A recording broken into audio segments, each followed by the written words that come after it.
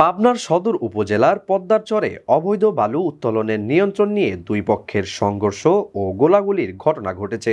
এতে মঞ্জু শেখ নামের এক যুবক নিহত হয়েছেন। নিহত মঞ্জু সুজানগর উপজেলা বিএনপির সদস্য সচিব শেখ আব্দুর রৌফের ভাতিজা বলে জানা গেছে। শুক্রবার সকালে উপজেলা ভাড়ারা ইউনিয়নের মধ্যচরে জোতকাকুরিয়া এলাকায় এ ঘটনা ঘটে। বিষয়টি নিশ্চিত করেছেন পাবনার অতিরিক্ত পুলিশ সুপার রেজিনুর রহমান। নিহত মঞ্জু শেখ ইউনিয়নের জোতকাকুরিয়া গ্রামের দারোগালী শেখের ছেলে। তিনি সুজানগর উপজেলা বিএনপির সদস্য সচিব শেখ আব্দুর রৌফ ও চরতারাপুর ইউনিয়ন বিএনপির সাবেক সভাপতি শেখ রহমত আলীর ভাতিজা।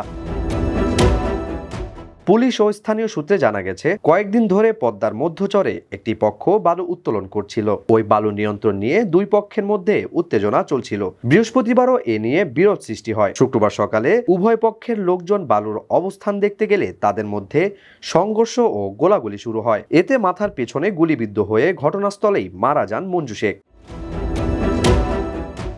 সুজানগর উপজেলা বিএনপির সদস্য সচিব শেখ আব্দুর রৌফ বলেন, বালু তোলায় আমার ভাতিজা বাধা দিতে গেলে তাকে গুলি করে হত্যা করে। কারা বালু কাটছিল সে সম্পর্কে পরিষ্কারভাবে জানি না, তবে আমি এই হত্যাকাণ্ডে জড়িতদের দ্রুত গ্রেফতার ও বিচার চাই।